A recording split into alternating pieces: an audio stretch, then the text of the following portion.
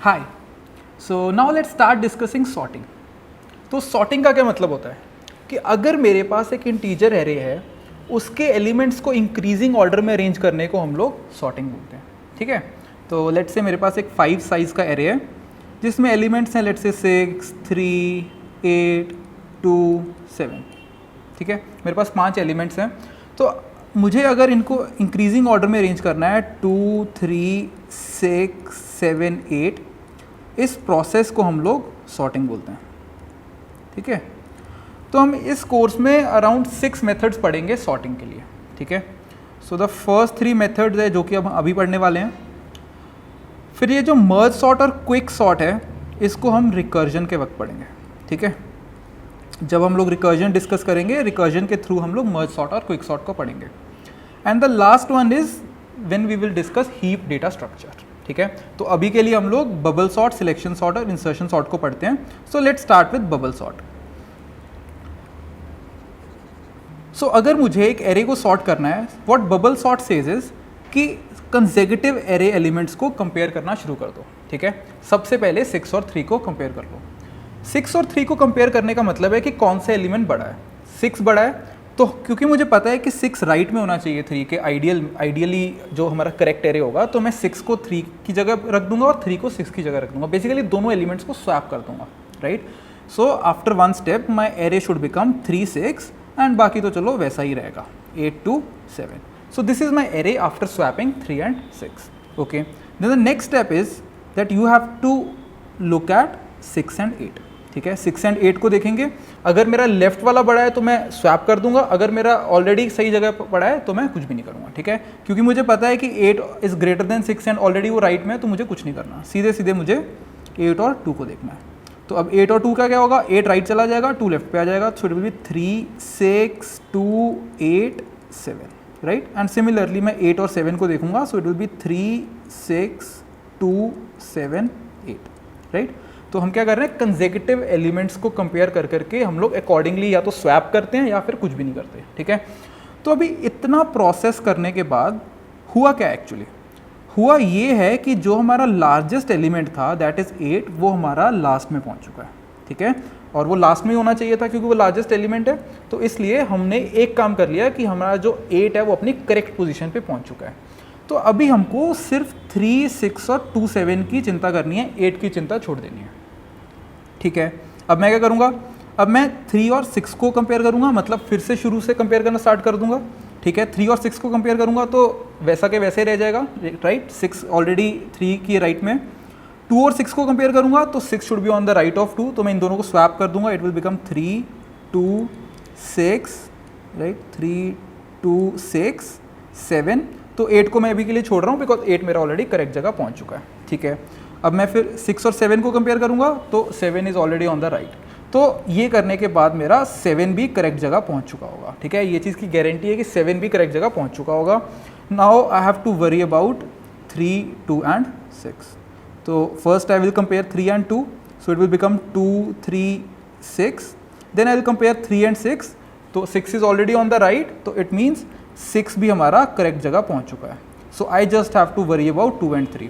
सो again शुरू से शुरू करूँगा। सो 2 और 3 को कंपेयर किया, तो 2 और 3 को कंपेयर करने के बाद 3 बड़ा है, ऑलरेडी करेक्ट जगह पे है, तो मतलब हमारा 3 भी अपनी करेक्ट जगह पहुंच चुका है। तो अब डेफिनेटली अब देखो 8 करेक्ट जगह पहुंच गया, 7 करेक्ट जगह पहुंच गया, 6 करेक्ट जगह पहुंच गया, 3 भी करेक्ट जगह पहुंच गया। तो एक बचा है तो वो तो ऑटोमेटिकली करेक्ट जगह हो गई होगा। राइट, तो 2 स्टार्टिंग में वहीं होना चाहिए था। तो हमारा पूरा एरे सॉर्ट हो चुका है। सो 2, 3, 6, यहाँ पे 7 और यहाँ पे 8, तो हमारा करेक्ट एरे मिल गया हमको, तो हमारा एरे सॉर्ट हो चुका है। सो ये प्रोसेस हमारा होता है बबल सॉर्ट। ठीक है, एक बार दोबारा से डिस्कस कर लेते हैं। करना क्या है हमको, कंसेक्यूटिव एलिमेंट्स को कंपेयर करते जाओ एंड अकॉर्डिंगली स्वैप करते जाओ। एक साइकिल के बाद हमारा जो लार्जेस्ट है वो लास्ट में पहुंच जाएगा। फिर से शुरू से स्टार्ट करो और फिर सेकेंड साइकिल के बाद सेकेंड लार्जेस्ट है वो सेकेंड लास्ट पे पहुंच जाएगा। फिर पूरा साइकिल करेंगे तो थर्ड लार्जेस्ट है वो थर्ड लास्ट पे पहुंच जाएगा। सिमिलरली करते करते हमारा पूरा एरे सॉर्ट हो जाएगा, सारे एलिमेंट्स अपने करेक्ट पोजीशंस पे पहुंच जाएंगे। तो अब मुझे इसका कोड लिखने के लिए क्या करना पड़ेगा, मुझे 2 लूप्स लिखने पड़ेंगे। ठीक है, मुझे एक फॉर लूप के अंदर फॉर लूप लिखना पड़ेगा। तो अब इसका कोड लिखने के लिए मुझे नेस्टेड लूप लगेगा। मतलब नेस्टेड लूप क्या होता है, लूप के अंदर लूप। ठीक है, क्यों चाहिए मुझे? बेसिकली देखो कि मुझे अगर 8 को करेक्ट जगह पहुंचाना था तो मुझे पूरा एक साइकिल करना पड़ा, 7 को करेक्ट जगह पहुंचाना है तो पूरा एक साइकिल, 6 को करेक्ट जगह पहुंचाना है पूरा एक साइकिल। तो फॉर के अंदर एक फॉर लूप लिख देंगे हम लोग। ओके, तो कोड लिखना शुरू करते हैं। सो वॉइड बबल सॉर्ट, वॉइड क्यों ले रहे हैं? बिकॉज हम इस फंक्शन को एक एरे पास करेंगे और वो उस एरे में कुछ चेंजेस करेगा और उसको सॉर्ट कर देगा, राइट? ओके, सो एरे पास करना पड़ेगा। लेट्स से उस एरे का नाम ARR है, ठीक है, और मुझे उस एरे का साइज पास करना पड़ेगा। ओके, ठीक है, तो सबसे पहले क्या करते हैं, एक आउटर लूप लिख लेते हैं। For int i is equal to 0, i less than n, i plus plus, right, और एक इनर लिख लेते हैं फॉर इंट, मैं j की वैल्यू 1 से स्टार्ट कर रहा हूँ, ठीक है, मतलब मैं करने के वाला हूँ अभी कि लेट्स से अगर मुझे 8 को करेक्ट जगह पे पहुँचाना है, एक पूरा साइकिल कवर करना है, तो मैं j को यहाँ से ले रहा हूँ, ठीक है। बेसिकली मैं करूँगा क्या, मैं j और j-1 को कंपेयर कर लूँगा, ठीक है। तो 6 राइट में पहुँच जाएगा 3 के, तो फिर मुझे j को शिफ्ट कर देना होगा नेक्स्ट 2 एलिमेंट्स कंपेयर करने के लिए, तो फिर मैं j-1 के साथ कंपेयर कर लूँगा एंड एट द एंड मेरा j यहाँ हो जाएगा और मुझे j-1 के साथ कंपेयर कर लूँगा। तो इस तरह से मेरा पूरा साइकिल चलता जाएगा, ठीक है। मैं j को यहाँ से शुरू करने की बजाय मैं j को यहाँ से भी शुरू कर सकता हूँ, there are no problems with that. पर उस केस में क्या होगा कि मैं j+1 के साथ कंपेयर करूँगा j को एंड अकॉर्डिंगली मैं स्वैप करता रहूँगा एलिमेंट्स को एंड लास्ट पोजीशन मेरी j की जाएगी यहाँ तक, ठीक है, बिकॉज j+1 हमारा यहाँ पे होगा, राइट। सो कोई ज़्यादा डिफरेंस नहीं है, j को 0 से स्टार्ट कर लो तो अकॉर्डिंगली काम कर देना, j को 1 से कर रहे हैं तो हम लोग अकॉर्डिंगली काम कर देंगे। So for int j is equal to 1, j less than n, j++, मुझे क्या करना है, इफ़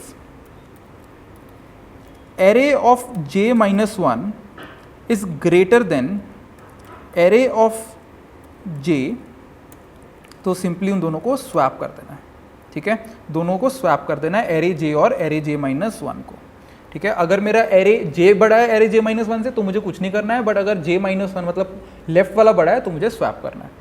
तो अब एलिमेंट्स को स्वैप कैसे करते हैं, जैसे अगर मेरे पास let's say a is equal to 2 है और b इज इक्वल टू 3 है, तो मेरा डिज़ायर्ड रिजल्ट क्या है कि a की वैल्यू 3 हो जाए और b की वैल्यू 2 हो जाए, दोनों की वैल्यू इंटरचेंज हो जाए। तो इसके लिए मैं क्या यूज़ कर सकता हूँ। सो स्वैपिंग का एक बहुत ही स्टैंडर्ड तरीका होता है कि हम लोग एक एक्स्ट्रा वेरिएबल को यूज़ कर लो, ठीक है। तो चलो मैं उस वेरिएबल का नाम बोलता हूँ टेम्प।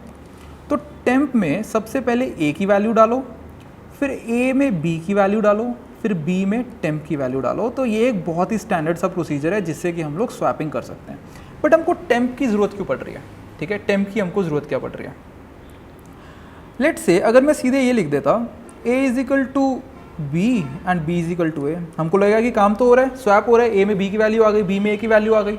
पर नहीं, यहाँ हो क्या रहा है कि सबसे पहले जब मैंने a is equal to b लिख दिया तो मेरी a की वैल्यू 3 हो जाएगी और b की वैल्यू तो 3 पहले से थी, तो अब दोनों की वैल्यू 3 हो चुकी है। तो नेक्स्ट टाइम जब मैं b is equal to a लिख रहा हूँ तो b की वैल्यू फिर से 3 के बराबर सेट हो जाएगी। सो a और b की वैल्यू दोनों की 3 हो जाने वाली है, तो ये वर्क नहीं करेगा, तो बेसिकली 2 की वैल्यू लूज हो जाएगी। तो इसलिए हमने टेम्प वेरिएबल इसलिए यूज़ कर लिया कि a ने बोला कि यार एक काम कर, मेरे अंदर जो वैल्यू है ना वो तू अपने पास एक बार याद करके रख ले थोड़ी देर के लिए, ठीक है। टेम्प ने बोला मैं याद कर लेता हूँ, टेम्प ने बोला कि चल मैंने तेरी वैल्यू याद कर ली, तेरी वैल्यू 2 थी। तो a ने बोला कि यार हाँ ठीक है, अब मेरी वैल्यू किसी को याद है तो मैं अपनी वैल्यू अब चेंज कर सकता हूँ। तो a ने वैल्यू 3 कर ली। अब जब b की वैल्यू सेट करनी थी तो उसने a से उठाने की बजाय टेम्प से उठा ली, बिकॉज टेम्प को याद था कि a के पास क्या वैल्यू थी। सो b में 2 आ जाएगा। सो इस तरह से हम लोग टेम्प का यूज़ करके स्वैपिंग कर लेते हैं, ठीक है। एक और भी तरीका होता है विदाउट यूजिंग टेम्प, हम लोग क्या करते हैं कि a प्लस बी और a-b के बराबर लिख देते हैं, but let's not discuss it now, ठीक है। तो सिंपल अभी देखते हैं कि टेम्प वेरिएबल से हम लोग स्वैप कर देंगे, ओके। चलो, तो what I will do is int, let's say temp को हम लोग बाहर ही बना लेते हैं, int temp is equal to 0, initialize बाहर कर लेते हैं, अंदर यूज़ कर लेते हैं। Temp is equal to array of j-1, मान लो कि एरे ऑफ j-1 हमारा a है और एरे ऑफ j b है, और array of j-1 is equal to array of j, right, and array of j is equal to temp. So in this way हमारी swapping हो जाएगी, right. तो अभी हमारा काम क्या है कि हमको एक एरे बनाना है और बबल सॉर्ट को पास कर देना है। चलो ठीक है, एक एरे बना लेते हैं। Int ARR is equal to, क्या एरे लिया था हमने, 6 3 8 2 7। चलो यही ले लेते हैं, 6 3 8 2 7, राइट।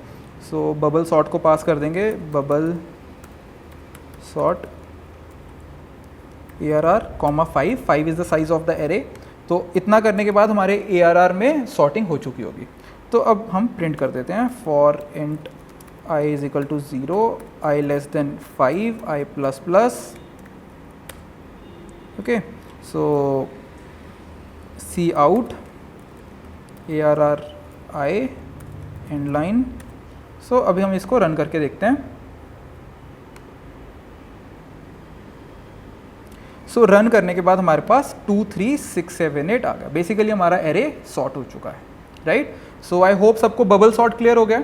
सो बबल सॉर्ट में हमने एग्जैक्टली किया क्या है कि हम लोग कंसेक्यूटिव एलिमेंट्स को कंपेयर करते करते बड़े बड़े एलिमेंट्स को हम लोग लास्ट में, सेकेंड लास्ट में एंड इस तरह से डालते जा रहे हैं। तो इस तरह से हमने सॉर्टिंग कर दी। So this was our bubble sort, right. So in the next session we will talk about selection sort. Thank you.